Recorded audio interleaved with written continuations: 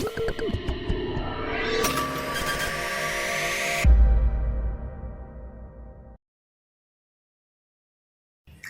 semua, welcome back to my YouTube channel. Salam kenal, namaku Intan Slalahi. Nah, di video kali ini kita akan bahas tentang variabel dalam pemrograman. Aku adalah mahasiswa S1 tahun pertama di Universitas Katolik Santo Thomas Medan. Aku ngambil jurusan Sistem Informasi. Nah, kali ini aku sedang mempelajari mata kuliah tentang algoritma dan pemrograman. Jadi, kita akan mulai dengan membahas variabel. Let's go.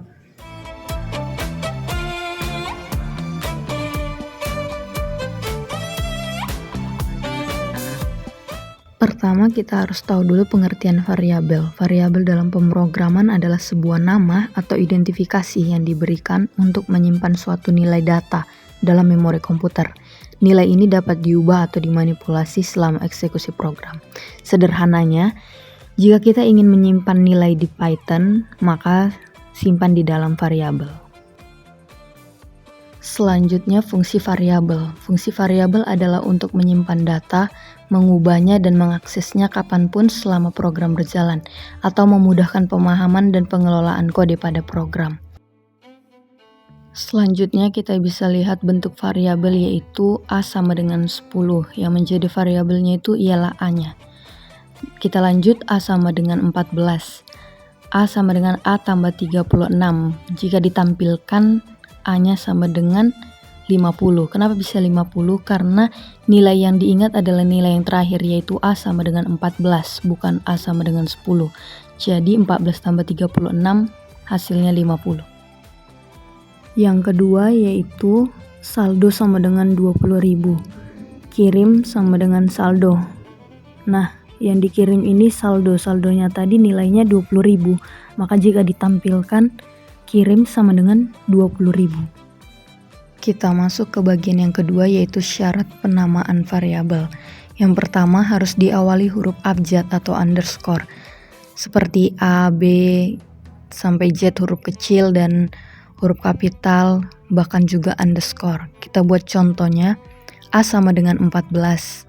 Benar ya, karena diawali dengan abjad yaitu A. Yang kedua itu ada underscore A sama dengan 14. Ini juga benar karena diawali dengan underscore. Yang kedua, huruf kedua dan seterusnya boleh desimal. Angka 0 sampai 9, abjad A sampai Z, huruf kecil atau huruf besar, garis bawah atau underscore bisa digunakan untuk multikata. Di sini ada contohnya, yaitu A9 sama dengan 100, benar. Dan juga underscore 99 sama dengan 100 benar juga ya, karena memenuhi kriterianya. Yang ketiga, tidak boleh memakai kata kunci atau keyword pada Python seperti and, if, for, while, as, if, dan sebagainya. Di sini kita buat contohnya, n sama dengan 100 itu tidak bisa ya teman-teman, karena dia bakalan error. Dan juga s sama dengan 100 itu tidak bisa. Kita masuk ke nomor 4, yaitu tidak boleh berisikan karakter khusus seperti tambah, kurang, bagi, kali, persen, habis dibagi, pangkat, dan sebagainya. Contohnya di sini kita buat persen saldo sama dengan 0,25. Itu salah teman-teman karena tidak memenuhi syarat, dan juga saldo persen sama dengan 0,25 juga tidak boleh. Sekarang kita masuk ke Python-nya ya teman-teman. Nah, di sini aku menggunakan Python Editor Online. Jadi kalau teman-teman juga mau menggunakannya Python online, harus pastikan internet teman-teman stabil. Masuk kita ke syarat yang pertama, harus diawali huruf abjad ya. Bisa A. Di sini A-nya sama dengan 14. Kita print A. Kita uji apakah dapat dikerjakan. Nah, di sini berhasil ya teman-teman karena memenuhi syaratnya.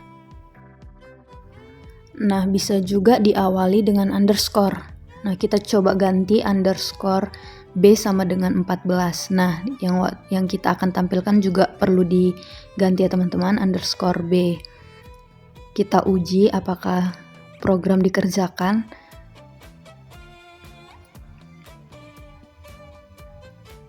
Nah, di sini programnya dikerjakan ya teman-teman karena masih memenuhi syaratnya.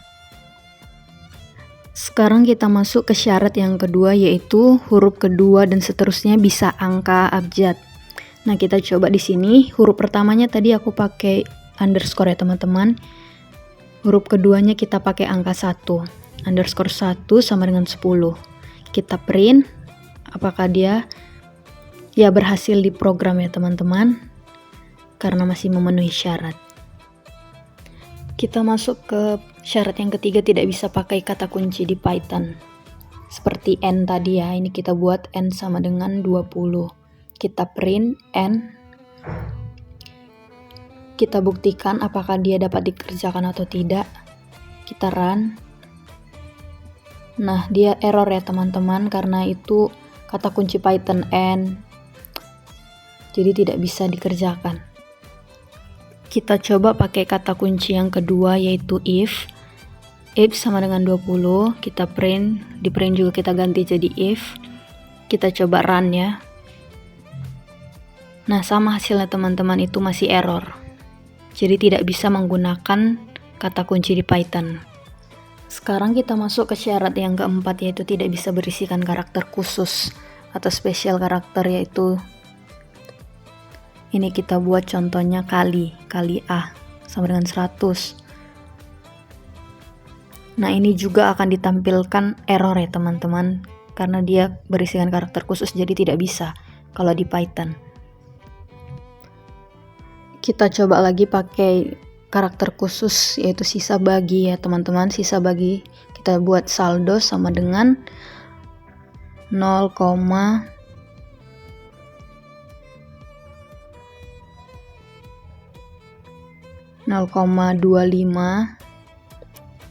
Kita print sisa bagi saldo.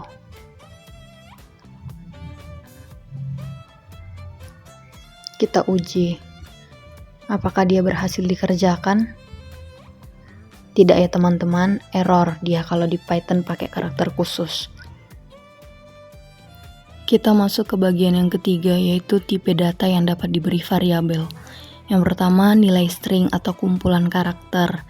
Contohnya, nama underscore saya sama dengan James, agar kalau dia dinilai string ini harus diberi tanda petik ya teman-teman, agar tersimpan nilainya. Nah, jika lebih dari satu kata, spasinya boleh ditambah dengan underscore. Kedua, tipe data integer atau bilangan bulat. Nah, contohnya di sini uang di bank sama dengan 100.000. Nah, kalau dalam program dan di Python, kalau untuk membuat ribuan atau jutaan tidak perlu ditambah dot untuk menentukan angka nolnya ya teman-teman. Itu udah otomatis di program. Yang ketiga ada tipe data float atau bilangan pecahan, beda dengan integer tadi. Ini dia jika tidak bulat. Contohnya bunga uang sama dengan 0,025.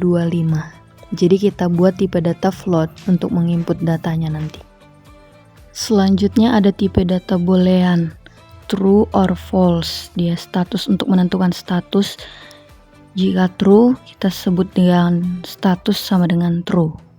Yang terakhir ada tipe integer eksponensial atau jumlah pangkat.